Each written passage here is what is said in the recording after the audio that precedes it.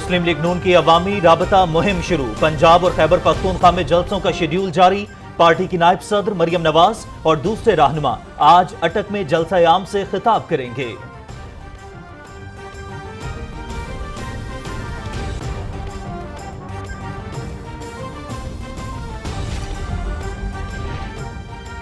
Social media को लोगों की पगड़ियां उछालने के लिए इस्तेमाल नहीं होने देंगे। हुकूमत का सोशल मीडिया पर फहश और गैर इखलाकी वीडियोस बनाने वालों के खिलाफ क्रैक डाउन का फैसला।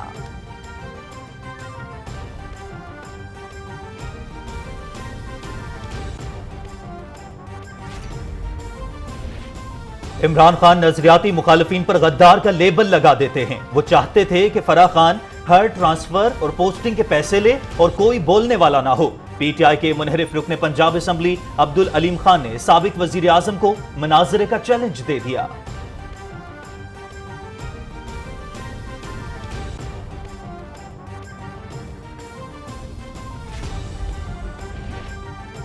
अफगानिस्तान में 60% आबादी ग़िज़ाई किल्लत का शिकार है। रवां साल के आखिर तक 97% आबादी गुर्बत की लकीर से नीचे पहुंच सकती है। अक़वाम मुत्तहिदा की आलमी बरादरी से फौरी मदद की अपील।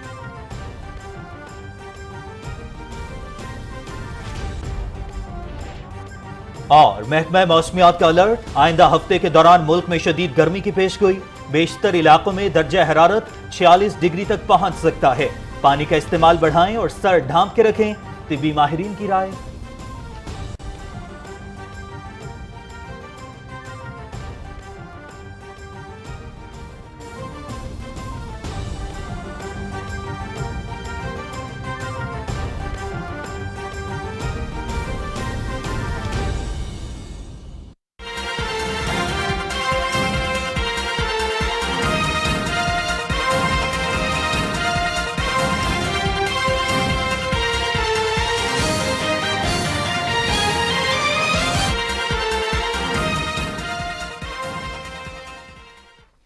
अस्सलामुअलैकुम। पाकिस्तान टेलीविजन न्यूज पर आप देख रहे हैं न्यूज शो एट 6 और मैं हूं आपके साथ काशिफ रजा और मैं हूं नाजिया खान। हेडलाइंस आपने जानी, बढ़ते हैं तफसील की जानिब। और सबसे पहले आपको बताएं कि हुकूमत ने सोशल मीडिया पर फहश और गैर इखलाकी वीडियो से लोगों को बदनाम करने वालों के खिलाफ क्रैक डाउन का फैसला किया है। वजीर दाखिला राना सनाउल्लाह खान ने एक बयान में कहा कि सोशल मीडिया पर गैर इखलाकी मवाद फैलाने वालों को गिरफ्तार करेंगे। वजीर आजम ने हिदायत की है कि ऐसे मवाद को किसी तौर पर बर्दाश्त नहीं किया जाएगा। सोशल मीडिया को लोगों की पगड़ियां उछालने के लिए इस्तेमाल नहीं होने देंगे। वजीर दाखिला ने कहा कि ऐसे वाकयात की रोकथाम करनी है जिसमें ऐसे मवाद को ब्लैकमेलिंग के लिए इस्तेमाल किया जाता है। ऐसी मुजरिमाना सरगर्मियों में मुलव्विस अनासर से आहनी हाथों से निपटेंगे। एफआईए और मुतल्लका इदारों को हिदायत जारी कर दी हैं। और नाज़रीन, सोशल मीडिया का मकसद हम ख्याल इंसानों को एक दूसरे से जोड़ना और फासलों से कतई नजर काम का दायरा कार बढ़ाना है, लेकिन इसके गलत इस्तेमाल ने बहुत से मसाइल को जन्म दिया है। जी हाँ, इन्हीं मसाइल के खात्मे के लिए साइबर क्राइम विंग कायम करते हैं। इस वक्त हम बात करते हैं director cyber crime wing Humayun Bashir Tarar हमारे साथ मौजूद हैं। सर, बहुत शुक्रिया आपके टाइम के लिए। सर, सोशल मीडिया पर जिन लोगों के खिलाफ गैर इखलाकी वीडियोस अपलोड की जाती हैं, वो आप क्या समझते हैं, किस तरह से आपके पास इन शिकायत का इंदराज करवा सकते हैं और आप कितनी जल्द इन पर एक्शन लेते हैं, और क्या कुछ मखसूस केसेस हैं जिन पर आप खुद भी एक्शन लेते हैं? जी बहुत शुक्रिया। ये बहुत ही सीरियस इशू है जिसे आज आपने टेकअप किया। और ये जो सोशल मीडिया पे ये सारी हरकतें होती हैं, साइबर बुलिंग है, ये ब्लैकमेलिंग है, इससे लोगों के घर तबाह हो जाते हैं। बहुत ज़्यादा परेशानी होती है, ख़ास तौर पे हमारी ख़वातीन को और बच्चों को। तो इसको तो कानून बड़ी सख्ती से डील करता है जी। और ख़ास तौर पे मैं बताता चलूँ कि ये prevention of electronic crimes act 2016 के तहत ये ऑफेंसेस डील होते हैं, और उसका भी सेक्शन 21 इसको बड़ी सख्ती से डील करता है और बड़ी सख्त सजाएं इसकी। मैं बाद में इसकी तरफ आऊँगा। पहले आपने जिस तरह से कहा, हमें कंप्लेंट करना बड़ा आसान है। हमारी हेल्पलाइन 1991 भी मौजूद है। वेब पर हमारा एक पोर्टल में एक पेज भी है जिस पे हमें शिकायत की जा सकती है। उसके अलावा पर्सनली हमारे 15 सेंटर्स हैं अक्रॉस पाकिस्तान, वहाँ पे फिजिकली जाके भी शिकायत की जा सकती है। बहुत सारे ज़राए हैं हमें शिकायत पहुँचाने के, और जब भी कोई शिकायत हम तक आती है तो उसको हम बहुत सीरियसली लेते हैं और उस पर बड़ा इमीडिएटली इंक्वायरी होती है और उसको फिर पाए तकमील तक पहुंचाया जाता है, वो अपने मंतकी अंजाम तक पहुंचती है। وی میک شیور کہ یہ سارا مواد جو ہے اس کو بھی اتروایا جائے ویب سے. اس کے لیے تمام لیگل ذرائع استعمال کیے جاتے ہیں. ہمارے پاس ان وکٹمز کے لیے کاؤنسلرز بھی موجود ہیں جو کہ ان کی کاؤنسلنگ بھی کرتے ہیں. میرا میسج یہ ہوگا تھرو یور میڈیم کہ لوگ جن کے ساتھ یہ ہوتا ہے بالکل خاموش نہ بیٹھیں, سامنے آئیں. ہمارے پاس ان کی پروٹیکشن کے لیے, ان کی کاؤنسلنگ کے لیے اور اس طرح کے جو عناصر ہیں قانون شکن, ان کی سرکوبی کے لیے بالکل ٹولز موجود ہیں. And we are here to help them. لوگ سامنے آئیں, ہمیں شکایت کریں, ہم اس کو ٹیک اپ کریں گے. اینڈ یس, اگر کوئی چیز ہمارے نوٹس میں بھی آتی ہے تو اس پر بھی نوٹس لیا جا سکتا ہے. We can prosecute on that as well. لیکن ہمایوں صاحب, سوشل میڈیا پر شیئرنگ بہت زیادہ چلتی ہے, تو وہ لوگ جو بغیر سوچے غلط ویڈیوز شیئر کرتے ہیں, کیا ان کے لیے بھی سزا ہے؟ اور ایسے افراد کو آپ کیا پیغام دینا چاہیں گے؟ جی, میں بالکل ایسے افراد کو یہ پیغام دینا چاہتا ہوں کہ بہت محتاط رہیے, بہت محتاط رہیے. جو چیز آپ شیئر کرتے ہیں ایک تو وہ پرائیویٹ نہیں ہے.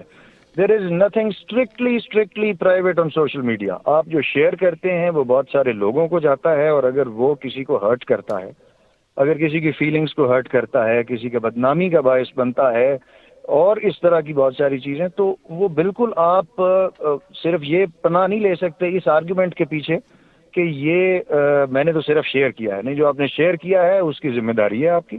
سیکنڈلی, جو لوگ یہ سمجھتے ہیں کہ وہ ڈیٹیکٹیبل نہیں ہیں, کہ سراغ نہیں ان کا لگ سکے گا, وہ خاموشی سے یہ کر جائیں گے, وہ بالکل یہ کلیئر رکھیں کہ ایسی کوئی چیز نہیں ہے کہ آپ ڈیٹیکٹیبل نہیں ہیں. آپ ڈیٹیکٹ بھی ہوں گے, قانون حرکت میں بھی آئے گا, قانون اپنا راستہ لے گا اور آپ قانون کی پکڑ میں آئیں گے. ٹھیک. اچھا, یہ بھی فرمائیے گا کہ جو پاکستان پینل کوڈ ہے اس کے تحت جو لوگ سوشل میڈیا پر غیر اخلاقی ویڈیوز اپلوڈ کرتے ہیں, پھر اس کے بعد بلیک میلنگ شروع کر دیتے ہیں, تو ان ساری چیزوں کی کیا سزا ہے؟ جی, میں اسپیشلی جو یہ ہے نا جی, offences against modesty of a natural person and minor, یہ سیکشن 21 ہے پیکا, جو میں نے پہلے عرض کی کہ prevention of electronic crimes act 2016, specially ان چیزوں کے لیے یہ لا بنا ہے. تو اس میں 5 سال سزا ہے اس کی, اور ساتھ جرمانہ بھی ہو سکتا ہے جو کہ 5 ملین روپیز تک ہو سکتا ہے. دونوں سزائیں بھی ہو سکتی ہیں آپ. اگر یہی جرم کسی مائنر کے حوالے سے کیا جاتا ہے تو اس کی سزا 7 سال ہے, اور اگر آپ دوبارہ کریں گے تو پھر آپ کو 10 سال تک سزا ہو سکتی ہے. سو بڑی سخت سزائیں ہیں اس کی. تو جو لوگ اس میں انڈلج کرتے ہیں اور خاص طور پہ اگر بغیر سوچے سمجھے کر رہے ہیں تو انہیں خبردار رہنا چاہیے کہ پوری توجہ کریں. جو جان بوجھ کے کر رہے ہیں ان کے لیے تو یہ سزائیں ہیں, جو بغیر سوچے سمجھے کر رہے ہیں ان کے لیے یہ دفاع کام نہیں آئے گا کہ انہیں تو قانون کا علم نہیں تھا. دیکھیے, ignorance of law is no excuse. So لوگوں کو بہت زیادہ کیئرفل رہنا چاہیے. لوگوں کو بہت زیادہ کیئرفل رہنا چاہیے. ہمایوں بشیر تارڑ صاحب ہمارے ساتھ موجود تھے, آپ ڈائریکٹر سائبر کرائم ونگ ہیں. آپ نے ہمیں وقت دیا. حکومت نے سوشل میڈیا پر فحش اور غیر اخلاقی ویڈیو سے لوگوں کو بدنام کرنے والوں کے خلاف کریک ڈاؤن کا فیصلہ کیا ہے. آگے بڑھتے ہیں اور اب آپ کو بتائیں کہ پی ٹی آئی کے منحرف رکن پنجاب اسمبلی عبدالعلیم خان نے سابق وزیر اعظم عمران خان کی طرف سے لگائے گئے الزامات کی سختی سے تردید کرتے ہوئے کہا ہے کہ انہوں نے اپنی سوسائٹی کے لیے اراضی 2010 میں مقامی زمینداروں سے ان کی منشا کے مطابق مارکیٹ ریٹ کے مطابق خریدی. جبکہ عمران خان 2018 میں وزیر اعظم بنے, ایسا ان کا کہنا تھا. عمران خان کے ایک انٹرویو کے رد عمل میں علیم خان نے کہا کہ جو بھی ان سے نظریاتی اختلاف کرتا ہے یہ ان پر غدار کا لیبل لگا دیتے ہیں. عبدالعلیم خان نے کہا کہ عمران خان یاد رکھیں کہ پارٹی میں شمولیت کے لیے وہ میرے گھر آئے تھے, میں ان کے پاس نہیں گیا. انہوں نے کہا کہ وہ لوگوں کی زمین خرید کر رہائشی سوسائٹی بناتے ہیں, جبکہ عمران خان کے بنائے گئے ادارے روڈا کے ذریعے زمینیں ایکوائر کی جاتی ہیں. انہوں نے عمران خان سے کہا کہ وہ عزت سے نام لیں گے تو وہ بھی عزت سے نام لیں گے, اور جب ان کے بارے میں بات کی جائے گی تو وہ اس کا بھرپور جواب دیں گے. عبدالعلیم خان نے کہا کہ عمران خان چاہتے تھے کہ فرح خان ہر ٹرانسفر اور پوسٹنگ کے پیسے لے اور کوئی بولنے والا نہ ہو. بسم اللہ الرحمن الرحیم. میں چاہ رہا تھا کہ آپ سب دوستوں کو بتا دوں کہ کل کے خان صاحب کا ایک انٹرویو میں نے دیکھا, اور میں چاہتا تھا کہ اس پہ جو حقائق ہیں وہ سارے لوگوں کے سامنے آ جائیں. خان صاحب نے اس میں ذکر کیا کچھ میری زمین کا, کہ وہ زمین جو ہے وہ میں ان سے کوئی لیگلائز کرانا چاہتا تھا, جس کی وجہ سے ان کے میرے ساتھ اختلاف ہو گئے یا میرے ان کے ساتھ اختلاف ہو گئے. تو پہلی بات تو میں کیٹیگوریکلی بتانا چاہتا ہوں کہ 2010 سے 2018 تک میں عمران خان کے ساتھ تھا, اور جب میں 2010 میں عمران خان صاحب کے ساتھ ہوا تھا یہ سوسائٹی میرے پاس اس وقت بھی موجود تھی, اور یہ سوسائٹی میں نے خریدی تھی کیونکہ 2010 میں بھی میں اپوزیشن میں تھا اور اس وقت بھی مجھے کوئی NOC نہیں دیتا تھا, کوئی اپروول نہیں دیتا تھا. تو میں نے ایک اپروول کے ساتھ ایک سوسائٹی خریدی تھی جس کی اپروول میرے سے جو پہلے مالکان ہیں انہوں نے حاصل کیے ہوئے تھے. اور 2010 سے لے کے آج تک 2022 تک وہ سوسائٹی میرے پاس موجود ہے اور اسی میں اس کی ایکسٹینشن ہوئی ہے. خان صاحب وہاں پہ تشریف لا چکے ہیں. میرے والد صاحب کی جب وفات ہوئی تو اس کی تدفین پہ خان صاحب وہاں پہ تشریف لائے تھے, اس لیے انہوں نے وہ سوسائٹی اس وقت بھی اور اس کے علاوہ بعد میں بھی کئی دفعہ دیکھی ہے. اور اگر مجھے یہ پتہ ہوتا کہ 2010 میں نے عمران خان کا ساتھ اس لیے دینا ہے کیونکہ 2018 میں عمران خان صاحب نے وزیر اعظم بننا ہے اور اس کے بعد میں نے وہاں پہ 300 ایکڑ زمین خریدنی ہے اور اس کو بعد میں لیگلائز ان کے لیے کرانا ہے, تو بہت ہی میرا اس کا مطلب ہے میرا ویژن کو بہت ہی دور کا ہے کہ میں 8 سال 10 سال پہلے ہی مجھے پتہ لگ گیا تھا کہ یہاں پہ 300 ایکڑ زمین خریدوں گا اور اس دن عمران خان وزیر اعظم ہوں گے جن سے میں یہ جا کے لیگلائز کرواؤں گا.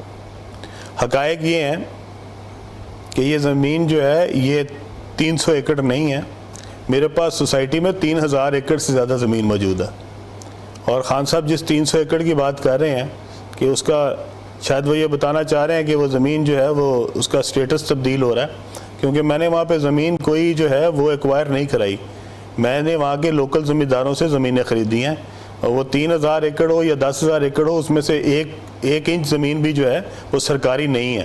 وہاں نہ ہی کوئی شاملات ہے اور نہ ہی وہاں پہ کوئی سرکاری کوئی ایک کنال بھی موجود ہے. تو اس لیے وہاں پہ ساری زمین جو ہے وہ لوکل زمینداروں سے خرید کی گئی ہے اور مارکیٹ ریٹ پہ خریدی گئی ہے اور ان کی منشا اور مرضی کے مطابق خریدی گئی ہے. دوسری بات یہ کہ یہ جو زمین جس کی وہ بات کر رہے ہیں یہ زمین اب روڈا کے انڈر آ گئی ہے جو کہ عمران خان صاحب نے بنوائی ہے روڈا. اور یہ روڈا وہ ہے جس نے لوگوں سے زمین ایکوائر کی ہے سرکاری ریٹ پہ جو کہ چند لاکھ روپے کے اگینسٹ خریدی گئی ہیں اور بعد میں اپنے من پسند جو ڈیولپرز ہیں ان کو یہ بانٹی گئی ہے. وہ جو من پسند ڈیولپرز ہیں ان میں کون کون شامل ہیں, ان میں کن کن لوگوں نے مفاد لیا ہے اور ان کا عمران خان صاحب کے ساتھ کیا تعلق ہے, اب اس کی انویسٹیگیشن بھی ہونی چاہیے. کیا اس میں وہ ڈیولپر بھی شامل ہیں جن کے پاس میڈم فرا جو ہیں وہ دبئی میں جا کے مقیم تھیں, جن کے جہاز کے اوپر وہ پھرتی رہی ہیں اور جس کے قریبی روابط کی وجہ سے عمران خان صاحب کے ساتھ بھی ان کا تعلق بنا.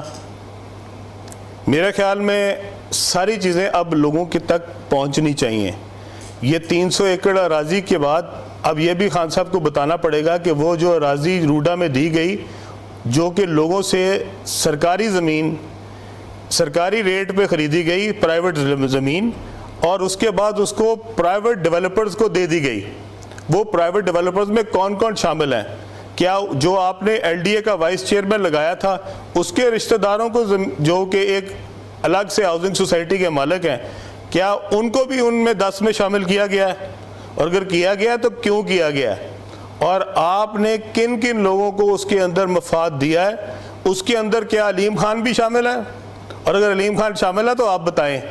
اور اگر اس کے علاوہ کوئی اور پروجیکٹ جس میں آپ کا ایک بزنس ڈسٹرکٹ بھی ہے کیا اس کی خرید و فروخت میں بھی علیم خان شامل ہے تو اس کا نام بھی بتایا جائے. اور اگر علیم خان شامل نہیں ہے تو کون کون شامل ہے؟ آپ نے جو پروجیکٹ بنائے جو بڑے عوام کی فلاح کے لیے تھے جس میں سے سرکاری ریٹ پہ اونے پونے لوگوں سے زمین ایکوائر کی گئی, وہ زمین کیوں ایکوائر کی گئی؟ ان لوگوں سے مارکیٹ ریٹ پہ کیوں نہیں خریدی گئی؟ اور وہ مارکیٹ ریٹ پہ خرید کے آپ نے اس کے اوپر شاپنگ مالز بنائے, آپ نے اس کے اوپر پلازے بنائے, آپ نے اس کے اوپر گولف کورسز بنائے. اگر خان صاحب آپ وہ زمین کے اوپر پلازا بنا سکتے ہیں تو وہ اس کی زمین کا سٹیٹس گرین ہے لیکن آپ کا پلازا بن سکتا ہے انڈر روڈا, آپ کا شاپنگ مال بن سکتا ہے, آپ کے گولف کورسز بن سکتے ہیں, آپ کے گھر بن سکتے ہیں, علیم خان کی سوسائٹی نہیں بن سکتی. کیوں؟ ذرا جواب دینا پسند کریں گے. اگر اس کا سٹیٹس گرین ہے تو صرف علیم خان کے لیے گرین ہے. روڈا جب اس کے اوپر ڈیولپمنٹ کر رہی ہے, روڈا جب اس کے اوپر پروجیکٹ بنا رہی ہے تو اس کا سٹیٹس جو ہے وہ براؤن کیسے ہو جاتا ہے اور علیم خان کے لیے گرین کیوں ہو جاتا ہے؟ خان صاحب جس دن آپ میرے پاس آئے تھے اپنے جلسے کے لیے پیسے مانگنے، میں آپ کے گھر نہیں گیا تھا، آپ میرے گھر آئے تھے میاں محمود الرشید اور فرید الدین صاحب کو ساتھ لے کے، ٹھیک ہے؟ اور میں جس دن 2002 میں حلف لینے گیا تھا، جب میں پہلی دفعہ ایم پی اے بنا تھا، تو خان صاحب میں جس گاڑی پہ گیا تھا آج بھی اس کا بہترین ماڈل میرے پاس موجود ہے، میں جس گھر میں رہتا تھا آج بھی اسی گھر میں رہتا ہوں۔ میں نے اپنی سیاست میں سے لگایا ہی ہے، کمایا کچھ نہیں ہے۔ اور اگر آپ سے زیادہ اس کو کون جانتا ہوگا کہ جس دن پی ٹی آئی پہ برا وقت آیا، جس دن کوئی مشکل دن آیا، اس دن سب سے پہلے کون آپ کے پاس آیا؟ اور پی ٹی آئی کے ایک ایک جلسے سے لے کے، ایک ایک دھرنے سے لے کے، ہر مشکل وقت میں آپ کے لیے کیا میں اس لیے کھڑا تھا کیونکہ 2018 کے بعد آپ نے ایک دن وزیر اعظم بننا تھا، اور میں نے اس میں سے 300 ایکڑ کنال زمین جو ہے، 300 ایکڑ اراضی جو ہے، وہ آپ سے میں نے اس کا سٹیٹس تبدیل کرانا تھا۔ بس آپ کو یہی الزام ملا علیم خان پہ لگانے کے لیے۔ تو خان صاحب، میرے خیال میں ہم سب کی عزت اسی میں ہے کہ آپ بھی عزت و احترام سے میرا نام لیں، تاکہ میں بھی اسی طرح آپ کا نام جو ہے وہ عزت و احترام سے لیتا رہوں۔ اگر آپ میرے بارے میں بولنا شروع کریں گے اور مجھ پہ الزام لگائیں گے تو چپ میں بھی نہیں رہنے والا۔ اور پھر جب ہم نے ایک دوسرے کو بارے میں بولنا شروع کیا تو میرے خیال میں اس میں آپ کو کوئی فائدہ نہیں ہوگا، آپ کا شاید نقصان ہی ہو جائے۔ تو بہتر یہی ہے کہ میں نے بھی اتنے دن سے اپنا منہ بند رکھا ہوا تھا، میں بھی چاہ رہا تھا کہ کوئی باتیں جو ہیں وہ دل کی دل میں ہی رہ جائیں، لیکن اگر آپ کھلوانا چاہتے ہیں تو پھر ساری کھلنی چاہیے۔ اور پھر میں آپ سے چاہتا ہوں کہ آپ آئیں، کسی چینل پہ بیٹھیں، ساتھ مجھے بھی بٹھائیں، ساتھ جہانگیر ترین کو بھی بٹھائیں، اور پھر لوگوں کے سامنے سچ بولتے ہیں ہم تینوں، پھر پتہ لگے آپ کا کہ آپ کیا کہہ رہے تھے اور ہم کیا کہہ رہے تھے، آپ کا کیا موقف تھا، ہمارا کیا موقف تھا۔ جس دن چاہیں، جس جگہ چاہیں، جس چینل پہ چاہیں، جتنے گھنٹوں کے لیے چاہیں، آئیں پروگرام کرتے ہیں۔ ذرا عوام کو پتہ تو لگے کہ اصل چہرہ کیا ہے، علیم خان کا چہرہ کیا ہے، عمران خان کا چہرہ کیا ہے، اور جہانگیر ترین کا چہرہ کیا ہے۔ کتنے کو مفاد لیے ہیں میں نے آپ سے، آپ کو یہ بتانا پڑے گا لوگوں کو کہ میں نے کتنے مفاد لیے تھے آپ کے، جو میں آپ کے ساتھ 10 سال لگا رہا۔ آپ نے مجھے آخر میں صرف میرا جو مول ہے وہ یہ لگایا کہ میں نے 300 ایکڑ زمین جو ہے وہ آپ سے اس کا زمین کا سٹیٹس تبدیل کرانا تھا، جبکہ میرے پاس خان صاحب اس وقت ساری زمینوں شاید 10,000 ایکڑ سے بھی زیادہ ہے۔ تو مجھے آپ کی 300 ایکڑ زمین کے لیے آپ کے ساتھ میں نے 10 سال لگائے، دن رات محنت کی، کوشش کی، محنت کی، اور آپ نے آخر میں مجھے 300 ایکڑ کے اوپر جو ہے وہ الزام لگا دیا۔ مجھے تو بہت شرم آئی کہ میری ساری جتنی محنت تھی اور جتنی ساری کوشش تھی اس کا آپ نے یہ مول لگایا۔ میں آج بھی کہتا ہوں کہ آج بھی آپ لوگوں کو اصل چہرے دکھائیں، اصل بات بتائیں۔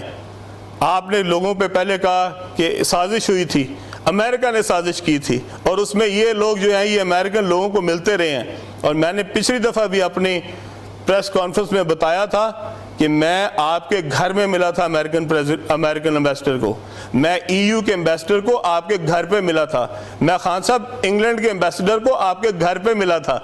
جب آپ کے گھر پہ جس وقت آپ پرائم منسٹر نہیں تھے ان سارے ایمبیسڈرز کو ملا جا سکتا ہے تو اس کے بعد کیوں نہیں ملا جا سکتا؟ خان صاحب حکومت میں آنے کے بعد تو یہ ایمبیسڈرز مجھ سے زیادہ آفیشلی بھی مل سکتے تھے، اور آپ نے میرے نام کے اوپر غدار لکھوا دیا، جبکہ ملتے تو میں آپ کے ساتھ رہا تھا۔ جب آپ ملا کرتے تھے ان ایمبیسڈرز کو، جب آپ اپوزیشن میں تھے، تو کیا آپ محب وطن تھے؟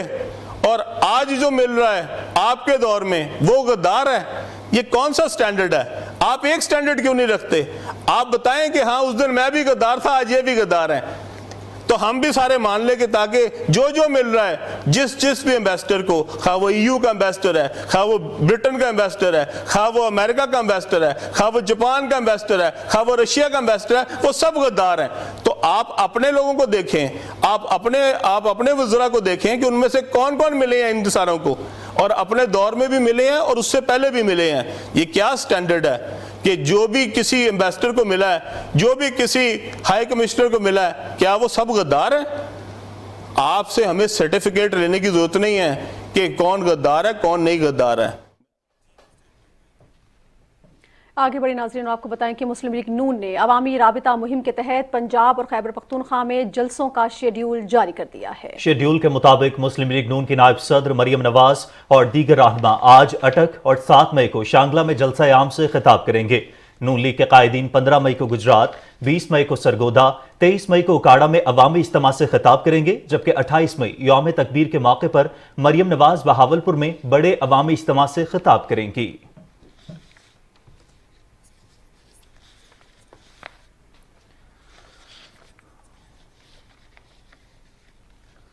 नाज़रीन, अब अफगानिस्तान की सूरत हाल की बात करें तो अफगानिस्तान में हालिया तूफानी बारिशों और सैलाब के बायस मुख्तलिफ हादसात में जाँ बहक अफराद की तादाद 29 हो गई है। अफगान अबूरी हुकूमत ने आलमी बिरादरी और इमदादी तंजीमों से मुतासरीन की भरपूर इमदाद की अपील की है।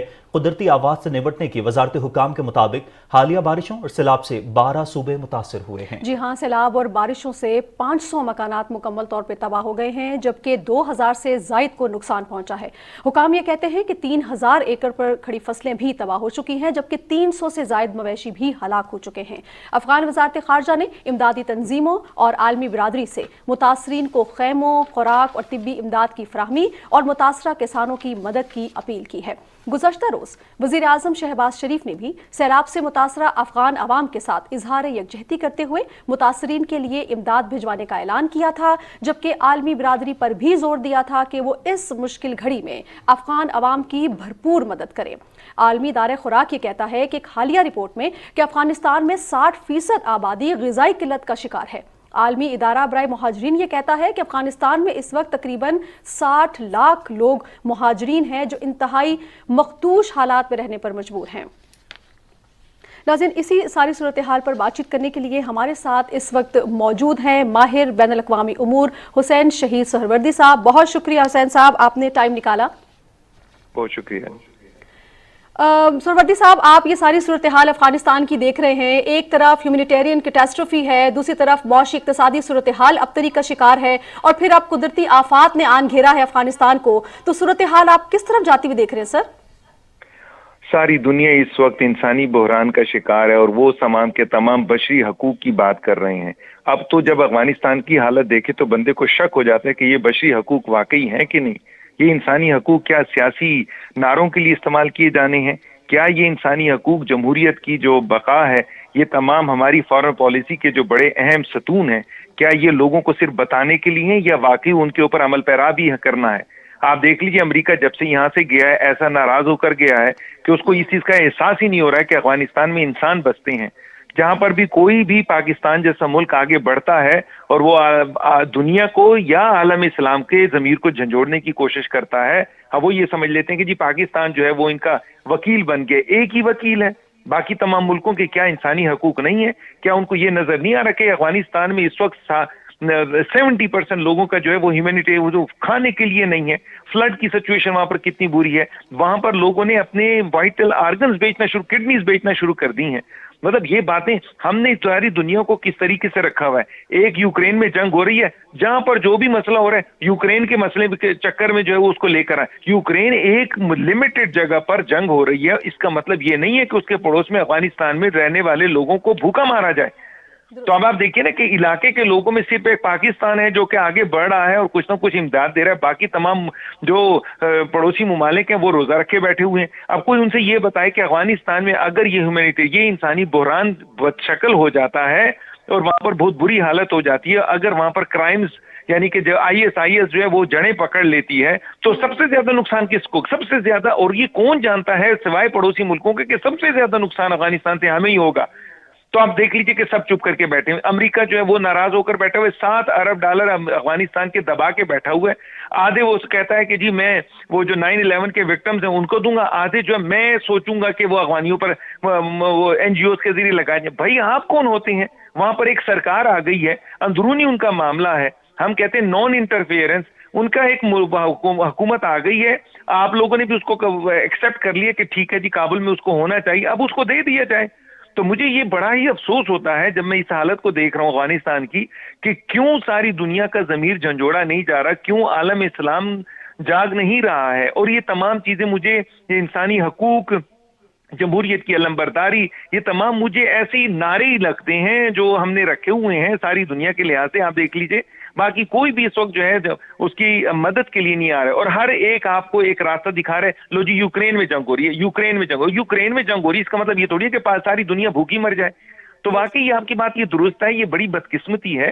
میرا یہ خیال ہے وقت کا تقاضا ہے, طالبان ایک انٹرنیشنل جو ہے لیول کی انہیں پریس کانفرنس کرنی چاہیے, ان کو ساری دنیا کو بتانا ہوگا کہ جی یہ حالات سے ہم گزر رہے ہیں. ان کو وہ تمام جو بشری حقوق کی آرگنائزیشنز ہیں, ایمنیسٹی انٹرنیشنل جیسی, وہ جو ICRC جیسی آرگنائزیشنز ہیں جن کو INGOs ہم کہتے ہیں, ان تمام کو ان کو انوائٹ کرنا ہوگا اپنے ملک, اور ان کو اس کی جو قسم پرسی کی حالت میں سے جو افغان بھائی ہمارے جو ہیں وہ بہنیں گزر رہی ہیں, ان کو اس سے پردہ ہٹانا ہوگا تاکہ وہ چیز کلیئر کٹ آ جائے, اور پھر یہ سامنے ساری دنیا کے آ جائے. جو ہوگا اس لحاظ سے جو سچا ہوگا وہ آ جائے گا ان کی مدد کے لیے, اور جو جھوٹا ہوگا وہ بھی کھل کے سامنے آ جائے گا کہ جی بس یہ بیان بازی ہی کرتے ہیں, انہوں نے کبھی بھی کوئی عملی جو ہے وہ ایکشن نہیں لینا ہے. جی بالکل ٹھیک ہے. افغانستان کی صورتحال پر بات کر رہے تھے ماہر بین الاقوامی امور حسین شہید سہروردی صاحب. آپ کا بہت بہت شکریہ. بڑی تفصیل کے ساتھ آپ نے تمام تر معاملات کی نشاندہی کی ہے کہ عالمی برادری کو, بین الاقوامی اداروں کو اس پر فوری طور پر رد عمل دینے کی ضرورت ہے. آگے بڑھتے ہیں ناظرین اور بات کرتے ہیں کراچی کی, جہاں پر قائم ایمپریس مارکیٹ ایک تاریخی ورثہ ہے. اپنے طرز تعمیر کے اعتبار سے منفرد حیثیت رکھنے والی اس مارکیٹ کے حوالے سے آئیے دیکھتے ہیں عائشہ آفرین کی یہ رپورٹ.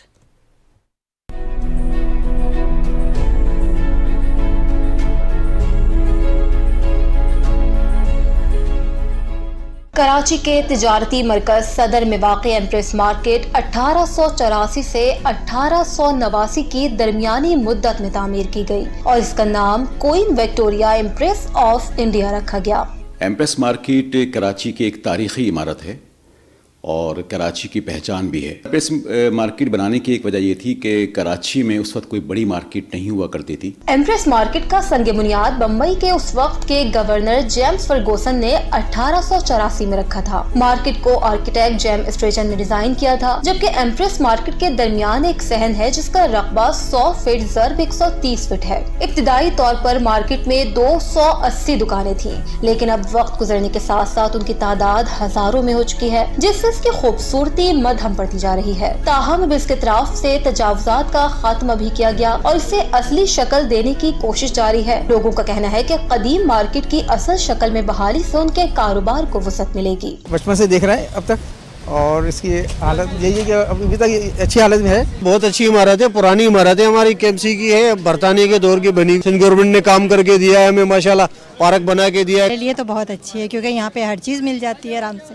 بہت پرانی ہے لیکن مضبوط ہے, یہاں کے ماحول کا اچھا مزہ ہے. ایمپریس مارکیٹ کی تزئین و آرائش اور اسے اصلی شکل میں بحال کرنے کے لیے عید الفطر کے بعد کراچی میونسپل کارپوریشن کی جانب سے کام کا آغاز کیا جائے گا. عید الفطر کے بعد ایک بار پھر ایمپریس مارکیٹ کی جو اصل عمارت ہے اس کی تزئین و آرائش کی جائے گی, جو نقشے کے مطابق اصل صورت تھی وہ بحال کی جائے گی. ایمپریس مارکیٹ سے متصل میر کرم علی تالپور روڈ کو بھی نئے سرے سے تعمیر کیا جائے گا. وکٹورین طرز تعمیر پر بنی یہ عظیم اور قدیم عمارت 18ویں صدی کا ایک شاندار شاہکار ہے جو دیکھنے والوں کو 100 سال پرانی قدیم تہذیب کی یاد دلاتا ہے. عائشہ آفرین, پاکستان ٹیلی ویژن نیوز, کراچی. ناظرین, عید الفطر کی سرکاری تعطیلات ختم ہو گئی ہیں. اسلام آباد اور راولپنڈی کے سرکاری دفاتر کھل گئے ہیں. سرکاری دفاتر میں ملازمین کی حاضری کتنی رہی, اس حوالے سے تفصیل جانتے ہیں ذیشان علی بھٹی کی اس رپورٹ میں.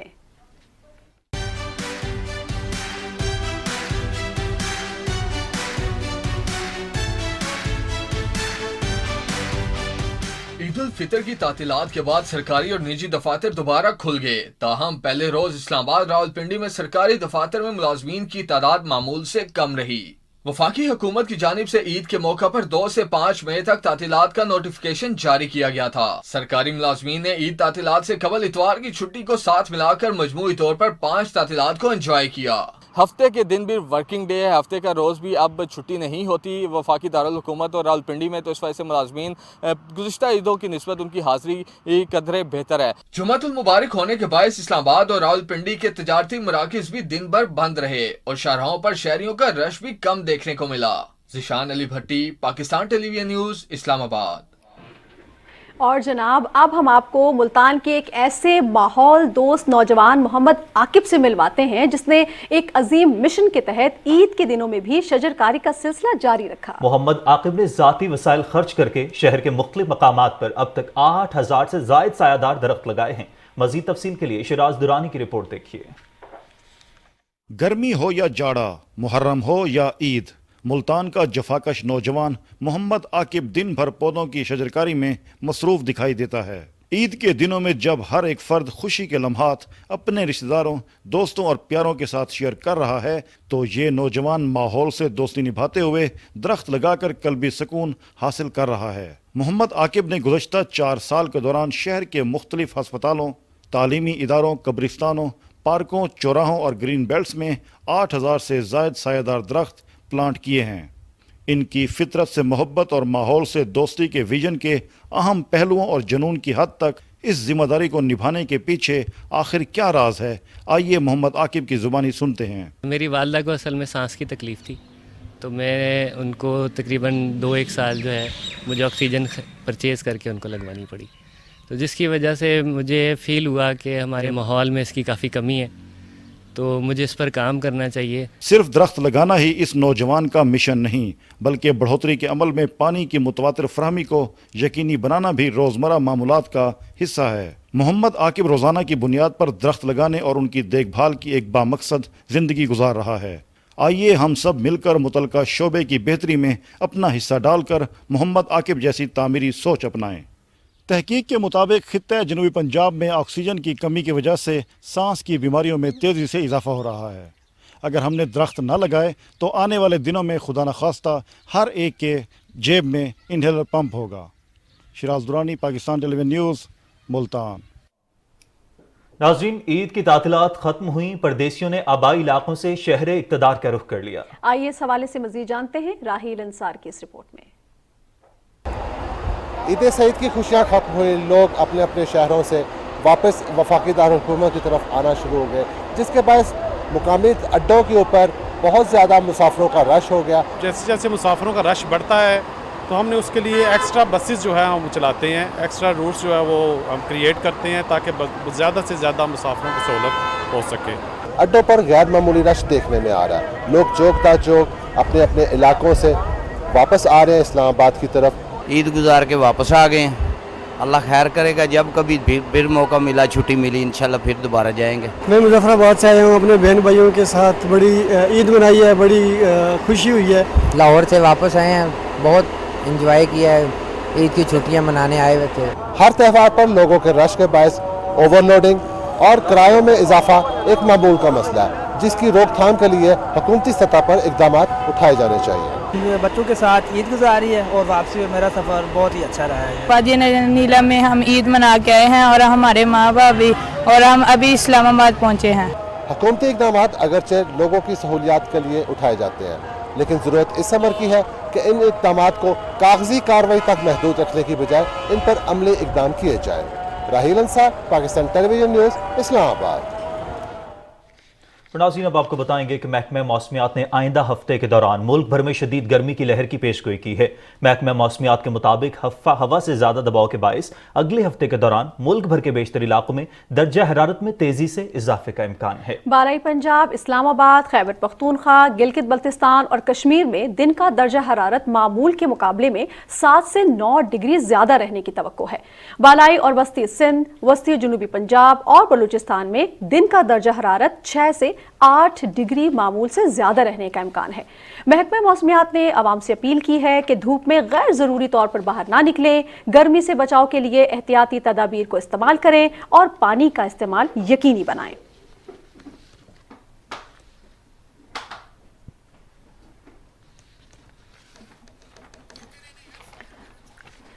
नाज़रीन, महकमा मौसमियात के मुताबिक आइंदा हफ्ते के दौरान मुल्क में गर्मी की शदीद लहर आ सकती है। महकमा मौसमियात ये बताता है कि हवा का ज़्यादा दबाव होगा, जिसकी वजह से अगले हफ्ते के दौरान मुल्क भर के बेशतर इलाकों में दर्जा हरारत जो है उसमें तेज़ी के साथ इजाफे का इम्कान है। अवाम के लिए गर्मी से बचाव की एहतियाती तदाबीर इख्तियार करना भी ज़रूरी है, क्योंकि महकमा मौसमियात के मुताबिक हवा के ज़्यादा दबाव के बायस अगले हफ्ते के दौरान बेशतर इलाकों में दर्जा हरारत में तेज़ी से इजाफे का इम्कान है। आगे बढ़े और आपको बताएं कि आइंदा हफ्ते के दौरान मुल्क के बेशतर हिस्सों में गर्मी की शिद्दत में इजाफा होगा और महकमा मौसमियात ही बताता है कि वस्ती जनूबी पंजाब में दर्जा हरारत 46 डिग्री तक पहुंच सकता है। इस हवाले से मजीद तफसीलात के लिए हमें ज्वाइन किया है चीफ मेट्रोलॉजिस्ट ने, डॉक्टर जहीर बाबर ने। हम उनसे बात करते हैं। बहुत शुक्रिया सर, आपने टाइम दिया।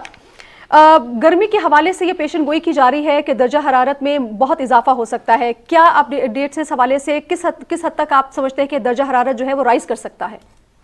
जी बिल्कुल, मुल्क के ज़्यादातर हिस्से जो हैं वो शदीद गर्मी की लहर की लपेट में आ जाएंगे। खुसूसन मुल्क के वस्ती इलाके, बालाई इलाके जो हैं उनमें हीट वेव कंडीशन जो हैं वो डेवलप होना शुरू हो जाएंगी कल से।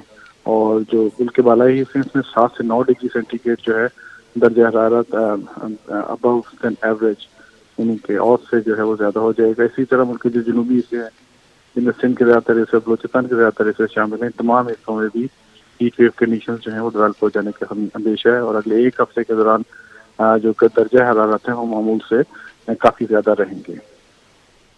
सही। ज़हीर साहब, ये भी फरमाएगा कि अमूमन ये देखा गया है कि मई और जून के दरमियान मौसम मुतदल रहता है, तो क्या बारिशों की तवक्को की जा सकती है? मई के महीने में तो हमारा जो वार्मेस्ट मंथ होता है या शदीद तरीन गर्म महीना होता है तो मुल्क भर में वो मई का ही होता है। जो प्री मानसून होता है, मानसून से पहले के महीना जो मई है इसमें अच्छी खासी जो है गर्मी पड़ती है और दर्जा हरारत जो है वो ज़्यादा होते हैं। तो इस हफ्ते भी जो है, लेकिन इस हफ्ते जो है वो मामूल से काफ़ी दर्जा हरारत, ख़ास तौर पे जो उनके मैदानी इलाके हैं उनमें 7 से 9 डिग्री सेंटीग्रेड जो है दर्जा हरारत मामूल से ज़्यादा रहने का इम्कान है। इसकी वजह से जो लोगों को जो है वो प्रिकॉशनरी मेजर्स जो हैं वो ले लेने चाहिए और अंडर एक्सपोजर यानी कि गैर ज़रूरी तौर पर धूप में जो है वो निकलने से गुरेज करना चाहिए और अगर निकलें भी तो सर वगैरह ढांप के जो है वो निकलें। जी बहुत शुक्रिया। चीफ मेट्रोलॉजिस्ट ज़हीर बाबर साहब हमारे साथ मौजूद थे और बता रहे थे कि महकमा मौसमियात के मुताबिक जो आने वाला हफ्ता है उसमें गर्मी की शिद्दत में इजाफा हो सकता है, लिहाजा एहतियाती तदाबीर इख्तियार की जानी बहुत ज़रूरी है। महकमा मौसमियात के मुताबिक वस्ती और जनूबी पंजाब में दर्जा हरारत 46 डिग्री सेंटीग्रेड से ज़्यादा भी रह सकता है। गर्मी की लहर में शदीद होने की पेशगोई भी की गई है और हवा का ज़्यादा से ज़्यादा दबाव अगले हफ्ते के दौरान मुल्क के बेशतर इलाकों में दर्जा हरारत में तेज़ी से इजाफे का इम्कान भी है। इस हवाले से हम ये देख रहे हैं कि जब दर्जा हरारत में इजाफा होता है तो सेहत के बहुत से मसाइल पैदा हो जाते हैं, डिहाइड्रेशन उनमें से एक है। फिर हम ये भी देखते हैं कि खुराक में भी कुछ तब्दीली लाना बहुत ज़रूरी है और एहतियाती तदाबीर इख्तियार करना बहुत ज़रूरी ताकि लू लगने से बचा जा सके। मजीद क्या एहतियात हम बरत सकते हैं, इस हवाले से बातचीत करने के लिए हमें ज्वाइन किया है डॉक्टर वसीम ख्वाजा साहब ने। बहुत शुक्रिया डॉक्टर साहब, आपने ज्वाइन किया।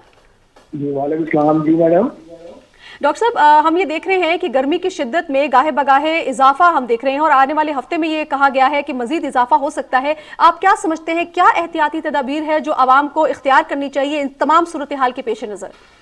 देखिए, आवाम को चाहिए कि डिहाइड्रेशन होती है और डिहाइड्रेशन में क्या होता है, किसी को उल्टी आ रही, किसी को वॉमिटिंग आ रही है, साथ डायरिया हो रहा है, किसी को प्यास बहुत ज़्यादा लग रही होती है। तो आपको ये चाहिए कि आपको चाहे प्यास लगे ना लगे, वॉमिटिंग या डायरिया हो या ना हो, लेकिन जब गर्मी है तो आपने फ्लूइड और पानी जो है वो आपने पीने हैं। क्यों? अगर आप प्रॉपर पानी नहीं पियेंगे तो फिर आपको जो है ना यूरिनेशन भी कम हो जाती है, डार्क यूरिन भी कम हो जाता है, कलर डार्क यूरिन आता है, पेशाब कम आ जाता है और हार्ट बीट भी मुख्तलिफ हो जाती है, कंफ्यूजन भी हो जाती है, डिजीनेस भी होती है, किसी को बुखार होता है, किसी को अनकॉन्शियसनेस हो जाती है जब ये सारी डिहाइड्रेशन होती है। तो इससे बचने का यही तरीका है कि आपने चाहे प्यास लगे ना लगे, अब अपनी एज वाइज जो है वो अपने फ्लूइड अपने लेते रहना है और पानी आपने पीते रहना है, चाहे प्यास लगे या ना लगे, ताकि पानी की कमी से आपकी बॉडी में नुकसान ना हो आपको। क्योंकि जब नुकसान होता है तो जब पता नहीं चलता फिर कभी ज़्यादा हो जाती है और ज़्यादा आपको कोई अलामतें हो ऐसी, जैसे मैंने बताया कि हार्ट बीट का मसला है, ब्रीदिंग का मसला हो रहा है, कंफ्यूजन हो रही है, डिजीनेस हो रही है, बुखार हो रहा है, तो फौरन आपको पानी कमी हो रही है बहुत ज़्यादा, तो फौरन आप जाके प्रॉपर अस्पताल में जाके डॉक्टर को रब्ता कर लें। लेकिन उससे पहले आपने पानी फ्लूइड जो है वो आपने लाजमी पीने हैं, बच्चों के लिए भी, बड़ों के लिए भी, बुजुर्गों के लिए भी, ताकि पानी की कमी ना हो, फ्लूइड की कमी ना हो, ताकि आप में पेचीदगी ना हो। उसका असर पूरी बॉडी पे होता है अगर आपने पानी वगैरह कम पिया, प्यास लगे या ना लगे। ठीक है जी, बहुत शुक्रिया डॉक्टर वसीम ख्वाजा साहब, आप हमारे साथ मौजूद थे। गर्मी की शिद्दत में इजाफे के पेश नज़र आवाम को क्या एहतियाती तदाबीर इख्तियार करनी चाहिए, उस हवाले से आप हमें तफसीलात से आगाह कर रहे थे। बहुत ज़रूरी है नाज़रीन की जूं जूं गर्मी की शिद्दत बढ़ती जाए उस तरह ज़्यादा मोहतात रहने की ज़रूरत है। उसमें सबसे पहले तो यह है कि गैर ज़रूरी तौर पर अगर काम ना हो तो गैर ज़रूरी घर से बाहर ना निकलें। अगर घर से बाहर जा रहे हैं तो अपने सर को यकीनी तौर पर ढांप लें। बच्चे बहुत वल्नरेबल होते हैं ये सारी सिचुएशन के अंदर और अभी 15 जून तक स्कूलों का सिलसिला जारी और सारी रहेगा, تو اس میں ان کو بہت زیادہ احتیاط برتنے کی ضرورت ہے، اور اگر وہ پانی پینے کی عادت نہیں ہے ان کو تو ضروری نہیں ہے کہ پیاس جب ایکسٹریم لیول پہ پہنچے تبھی ہم پانی پئیں. پانی پینے کی عادت جو ہے وہ ان کو ایک شامل کرنی چاہیے ان کی عادات کے اندر، اور بزرگوں کا بھی بہت خیال رکھنے کی ضرورت ہے اس حوالے سے. اور ناظرین اب آپ کو بتائیں گے کہ مسلم لیگ نون نے عوامی رابطہ مہم کے تحت پنجاب اور خیبر پختونخوا میں جلسوں کا شیڈول جاری کیا ہے، اور شیڈول کے مطابق مسلم لیگ نون کی نائب صدر مریم نواز اور دیگر رہنما آج اٹک اور 7 مئی کو شانگلہ میں جلسے عام سے خطاب کریں گے، جبکہ کل بھی مسلم لیگ نون عوامی رابطہ مہم کے تحت جلسے کا آغاز کرنے جا رہی ہے، اور کل بشام میں جلسے کا انعقاد کیا گیا ہے جس میں مسلم لیگ نون کے بڑے رہنما شرکت بھی کریں گے. اس جلسے کی تیاری کے حوالے سے بات کرتے ہیں، ہمارے نمائندہ عطا اللہ بشامی ہمارے ساتھ موجود ہیں. عطا اللہ بتائے گا، کل مسلم لیگ نون جلسے کا انعقاد کیا گیا ہے، وہاں پر مسلم لیگ نون کے بڑے رہنما بھی شرکت کریں گے، کیا تیاریاں ہیں؟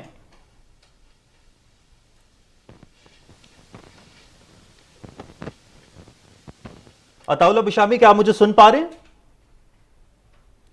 عطا اللہ بشامی سے رابطہ کرنے کی کوشش کرتے ہیں، کوئی ٹیکنیکل ایشو ہے. ناظرین، مسلم لیگ نون نے عوامی رابطہ مہم کے حوالے سے شیڈول بھی جاری کر دیا ہے. مسلم لیگ نون کی عوامی رابطہ مہم جو ہے وہ شروع ہو چکی ہے، اور اسی حوالے سے ہم دیکھ رہے ہیں کہ کل بشام میں جلسہ عام کا انعقاد کیا جا رہا ہے، اور اسی حوالے سے ہم اپنے نمائندے سے جو ہی ہمارا رابطہ بحال ہوتا ہے مزید تفصیلات دیں گے. جلسے کے جو شیڈول ہیں ان کا بھی اعلان کر دیا گیا ہے. عوامی رابطہ مہم ہے جس کے تحت مسلم لیگ نون نے جلسوں کا جو شیڈول ہے اس کا اعلان کیا ہے، اور اسی حوالے سے بشام میں ایک بہت بڑا جلسہ عام منعقد ہونے جا رہا ہے، اور اس حوالے سے ڈیٹیل بھی ہم آپ کو دیں گے.